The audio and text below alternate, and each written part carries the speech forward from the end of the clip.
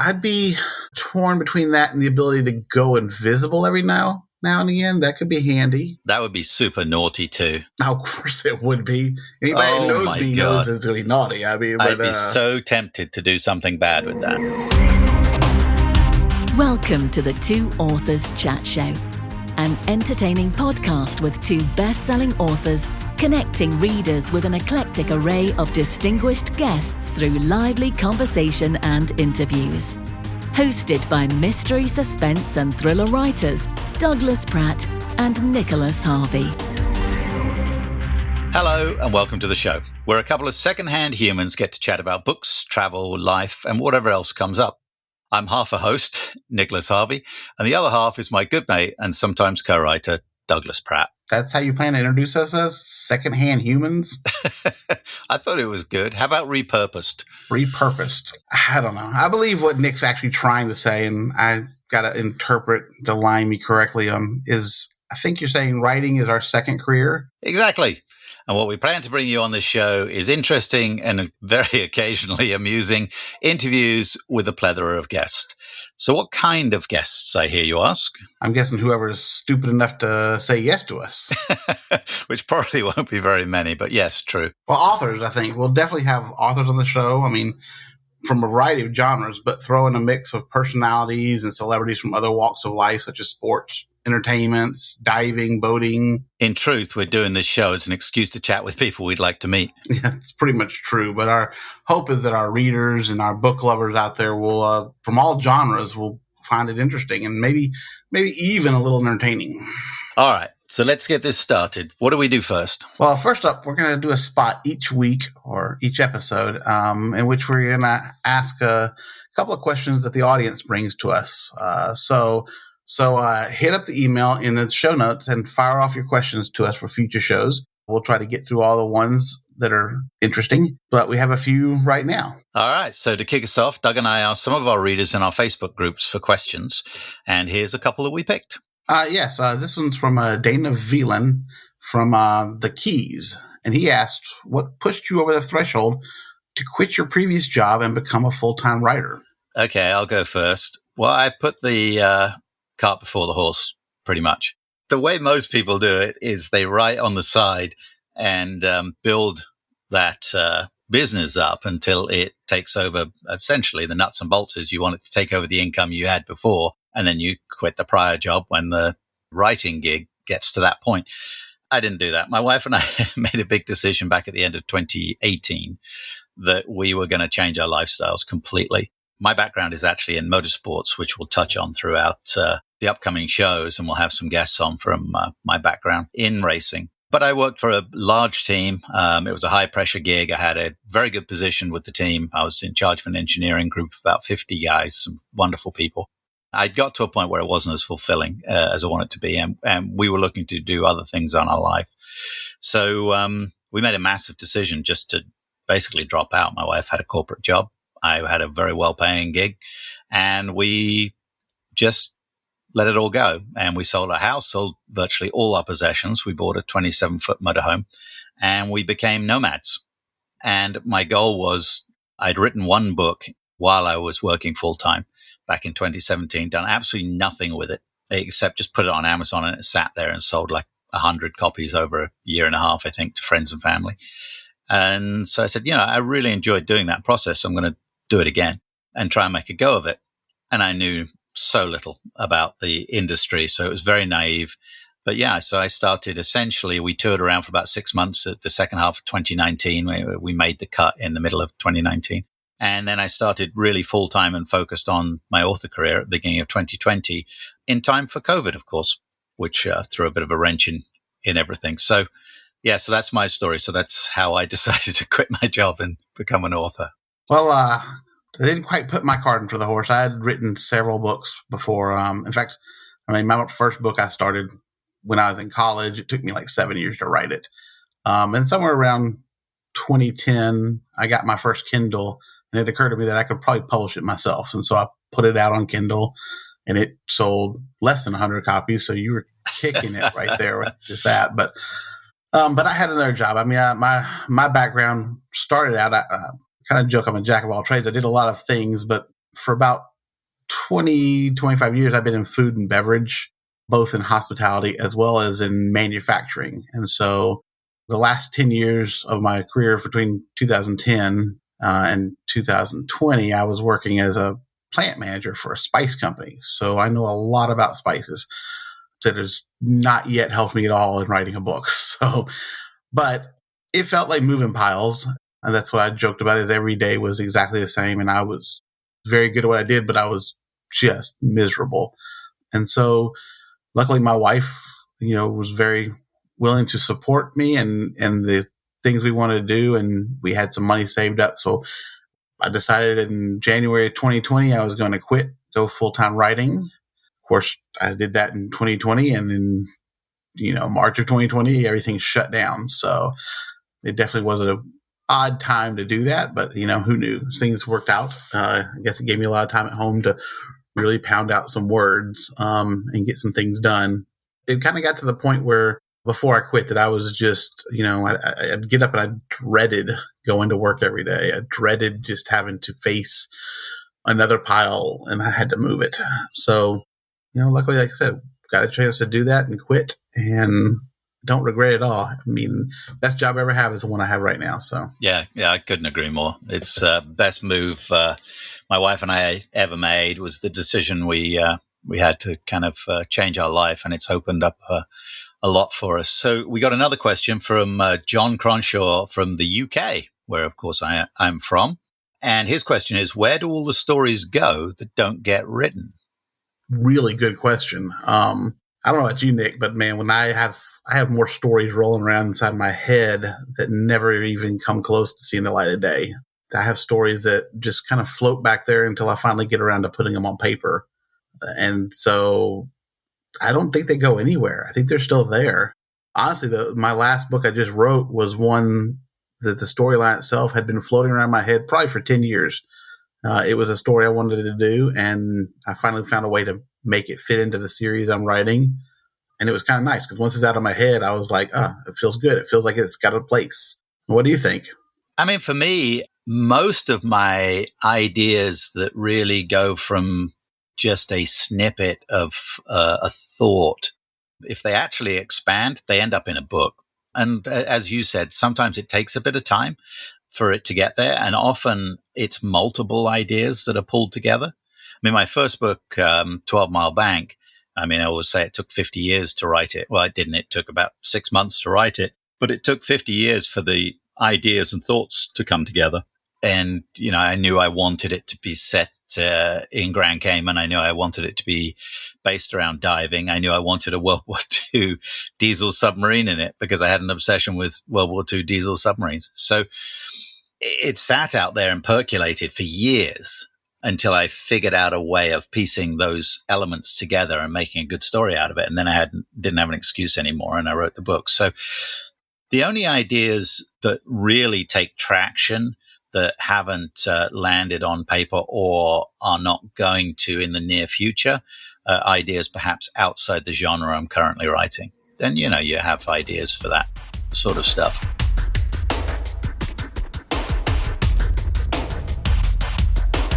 So at this point in the show, normally we'll introduce and switch to interviewing our guest. But for this inaugural show, we thought you might like to get to know us a little bit better. So we decided to interview each other.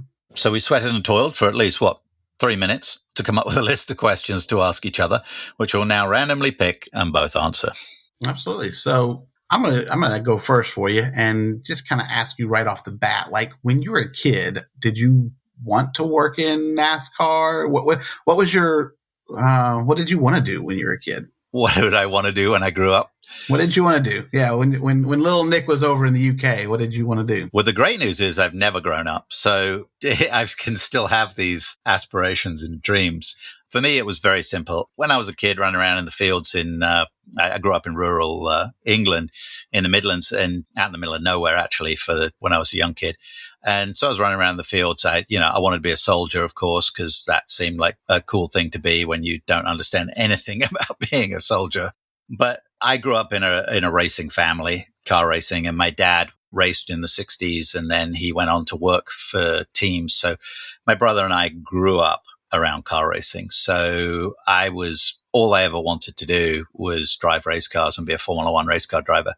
And so that was everything to me, and was all the way through. And I did race, and I made it Formula One, of course. But I did. I went on to race and then built a career in motorsports. So what about you, little Dougie? What did you have going on? Oh, well, want to be a lot of things, but I want to be a writer from like the day I was able to read. I wrote a book when I was in, I think it was 6th grade. My mom found it and gave it back to me. I wrote it with another kid in class. It was The Adventures of Frisky the Frog. I still have it sitting on my shelf. It's just stapled together. A lot of plagiarism in there, but I didn't know any better at 6. But yeah, so I always want to be a writer. I mean, a few other things. I had this dream for a while of being a marine biologist to kind of go with that. That never went anywhere because I am terrible at math and science. Not my thing. So it didn't take long for me to step over more into the English side of things when I was studying in high school and college. So I did kind of lean toward journalism, but then, I was going to school at the turn of the century when internet started and newspapers died, and realized that I like to eat. So journalism was not really an option for me. So. Cool. All right, I got one because I think this could be interesting. You mentioned you're a jack of all trades, and I describe myself as the same thing. I'm a bit of a jack of all trades. I've done an assortment of different things over the years. I'm a master of absolutely nothing, but I can mess up a lot of things. So what's a skill people might be surprised that you possess? Keep it clean, Doug. Keep it clean. I've done, like I said, I've done a lot of everything. Probably one thing I was really good at was I was a heck of a bartender for a long time. And like I said, turned that into a career. It's one of the things you don't really want to turn into a career, but it was something that I was able to accomplish. And I have a little bit of an ability to kind of put some flavors together when it came to that. So I used to be able to mix up drinks like nobody's business. You give me a couple of things and I'll come up with something that tastes pretty good and you can drink. And for the most part, my wife nowadays still puts that in my hands. She's like, well, just make me something. That's going to make you popular at parties, that skill. I think that's something that lives with you for life. That's a great thing. Yeah, it does. You'd be surprised. You also put you right behind the bar, which is not always the best thing to do but I'm sitting there already. But yeah, no, I enjoy doing it. Part of the reason my main character is a part-time bartender. I just happen to, Write what you know. Yeah, write what I know. So how about you? What is your secret skill? Well, like I said, I can mess up a lot of things. But let me ask you this. Do you have any musical aptitude? I can play the radio. That is about the extent of what I love music, but I do not have any skills in it. I took piano as a kid. I tried taking guitar. I always wanted to be, everything from a drummer to whatever. It never took. Not my skill set. My oldest son can play by ear. My youngest son plays as well, but it didn't. I don't know where they got it from because it wasn't me. So yeah. So this is the part in the show where I'd love to say, "Here, listen to me play my guitar," because I absolutely love music. I've always loved music. Best man in our wedding is a musician and record producer with incredible skills, and I have zero musical abilities. Zero. Absolutely nothing. But we're talking about a skill that might surprise people. I was going to say, I thought we were talking about skills we did have, so maybe we got to go back to mine and what I don't have. So. I'm getting there.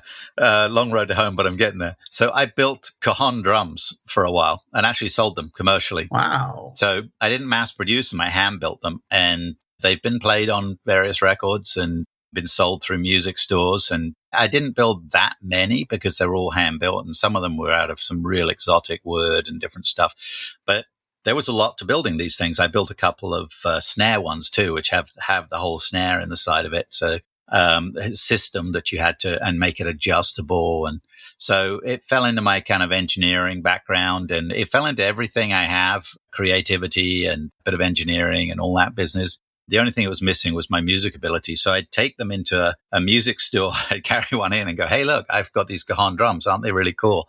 And they sound great. And the guys would always be like, yo, let's hear it. And I'm like, you give it a go. Because I was terrible. I could tap out a beat for about 15 seconds, and then it would wander off somewhere, I don't know. And I couldn't make my own drums sound worth a darn, but they would sit on them and play them, and they're like, hey, this is really cool. And it was a neat thing. The first time I gave one as a gift to my friend, and he sat on it and tapped the front, that's the playing surface. Then he started tapping the side, and then he started tapping all the surfaces. And I'm like, no, you tap the front. And then he's getting this great sound out of playing the side of it with just a little bit from the front of it. I'm like, see, that's the musical ability part. Apparently, I'm a carpenter. When I say I make drums, I'm just the carpenter who built them. Somebody's got to make the drums, so, All right, give us another one, Doug. All right, let's see. So, here's a good one for you. What is something you'd like to try, like on your bucket list before you wander off into it? That's an interesting question. That's probably one I should have thought more about before we went into this. I've been fortunate that I've been able to do quite a few things over the years. And my wife is quite an adventurous sort. So we've done a lot of outdoor stuff. We've been mountaineering. I've been to the top of Mount Rainier, which was just a breathtaking experience. She's a really competent rock climber, and she started late in life, because neither of us are spring chickens, but she's a really competent rock climber. And I am a really mediocre rock climber up to about 8 to 10 feet off the ground. And then it really goes to hell. So I've always been scared of heights. And I don't know what it is about going up. When I'm mountaineering, I haven't done ice climbing and sheer faces. I can do steep, but as soon as it goes sheer, I'm done. So the best climbing I ever did was the first lesson we ever took together. And I made it to the top of this, I don't know what it was, 50, 60-foot climb. And I was shaking like a leaf all the way. But I admire the skills. I've got so much respect for rock climbers. So I guess that's a bucket list item I'd love to do, but I know I can't do. So, but I'm an avid scuba diver. We've been diving for years, and I've been pretty adventurous with my diving. I've jumped out of an airplane and done all that kind of thing. So I used to be a race car driver. So I've been fairly adventurous. So I'd say if I could be smacked over the head with a magic wand and given some ability to rock climb, that would be my bucket list thing I'd love to do. How about you? We've kind of done a lot too. I've not done a lot of rock climbing, but I would like to add that to my list. Mine, I think, is I'd like to learn to fly, get a pilot's license, be able to fly around. Kind of connects with the travel bug that I have that I want to just go. So I have a boat, and I've kind of, not mastered, but I've enjoyed taking it out on the sea and taking it on long journeys. And I've scuba dived. I've grown up on the water, but I think that having a plane and be able to fly a seaplane would kind of be a fun thing to have, just to kind of go around from place to place. I've never jumped out of an airplane. It would be on my bucket list as well too, but so there's not a lot I wouldn't try at least once. So jumping out of a plane was pretty cool. I was surprised. It was a dare sort of thing back when I was racing, and a group of us, 4 of us, did it together, and did the tandem thing strapped to a little chap who apparently knew what he was doing. And obviously, as someone who's really uncomfortable with heights, I was, this is just going to be, I'm just going to have to close my eyes and fall out of the plane, right? Or someone shove me. But when you're up, I think we jumped from, I think it was 14,000 feet. It looks like a map down there. It doesn't look like the planet. And I did not get any sensation of the stomach. If you fall off something or you drop or you do the visual or you're on a ride at Disneyland or what have you, you get that sinking feeling in your stomach where it feels like everything drops out. When I went out the plane, I didn't get any sense of that. And I'm pretty sure it's because you don't have the visual. Your brain can't tell that it's falling. I just remember I went out and you're supposed to flare out, and I flared out, but I still tumbled. I think at the time I was probably 190 pounds. I'm 6'1", 6'2". And I'm a big guy. And the guy that was strapped to me was like 5'7" and probably weighed like 140 if he was soaking wet. So whatever I did, he was along for the ride. So we tumbled. And I remember looking back up and seeing an airplane who tumbled around one more time. Very small airplane way off there in the distance, tumbled one more time. And there's this dot way over there. And then we finally slowed it down. And actually, I thought I got it under control. And then it was a guy videoing the whole thing. I looked afterwards, and my little peanut guy threw out the leader when we came around one time, which squared us up. And I just thought I did really good and got it sorted. I had nothing to do with it. He did it all. All right, so let me pick another one here to ask. So this is an interesting one. Who reads your books first? Who's the first set of eyes beyond yours? Oh, my wife. Yeah, my wife looks at it first. So she'll go through it, usually by every chapter I do. Takes a look at it, tells me when I'm written something stupid, which is a lot. So she makes sure I don't use the same word too many times, which is a lot, apparently. So, but yeah, she takes a look at everything first that I have. She's actually an excellent editor.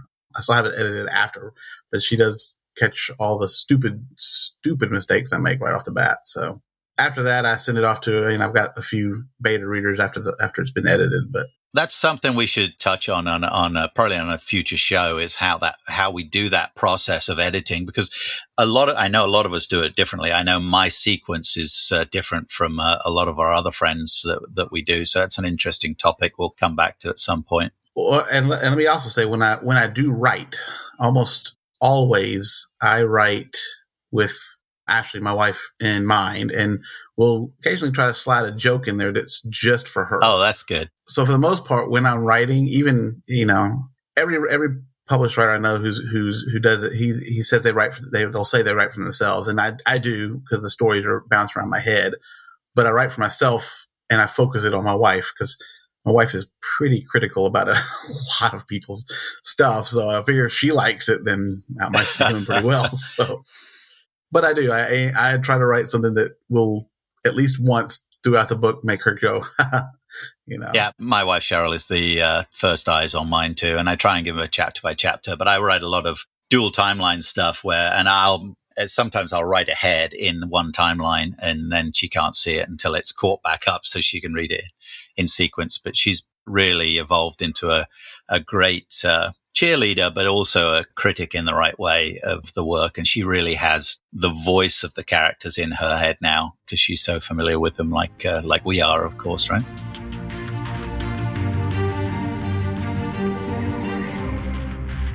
So the last part of this segment is a cool thing we're going to do every week, which is if it was visual, it would be really good, but you'll get to hear it. So we have a spinning wheel, and it has 10 questions on it. At some point, we may change the questions, but for right now, they'll be the same 10 questions. And we'll give it a spin, and we'll ask the people one of these 10 questions. So there's the spin. Okay, Nick. What would be your superpower? If you have a choice of any superpower out there, what would you choose? Superpower. Well, I mean, you've got to be able to fly, right? I mean, come on. If you could fly, wouldn't that be just, there's so many situations, like the guy's just about to get you with the right hook and you take off.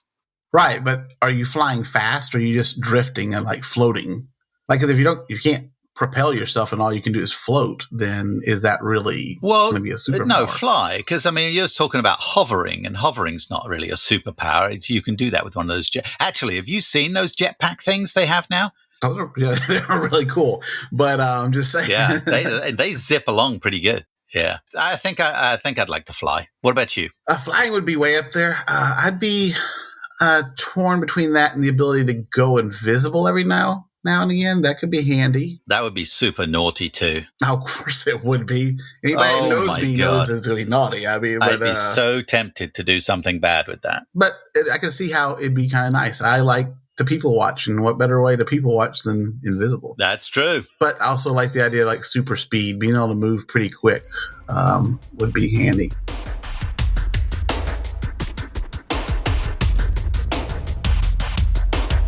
Thanks for listening, everyone. And remember to subscribe to the show. Give us a nice review. Thank you. And check out the show notes for links to our books and social media. You'll also find the email to send in your questions that we'll try and answer on the next show. Currently, we're not doing a Patreon or anything similar, so the best way to support this show is to buy our books. If we're not in your genre, Amazon has a great way to gift ebooks to others, so you can send something to your friends. In our next episode, we'll be discussing connecting with our readers, and our guest will be prolific best-selling author Nick Thacker. So look for new episodes every 2 weeks. Until then, be cool to each other. And fair winds and following seas. You've been listening to the Two Authors Chat Show with Nicholas Harvey and Douglas Pratt.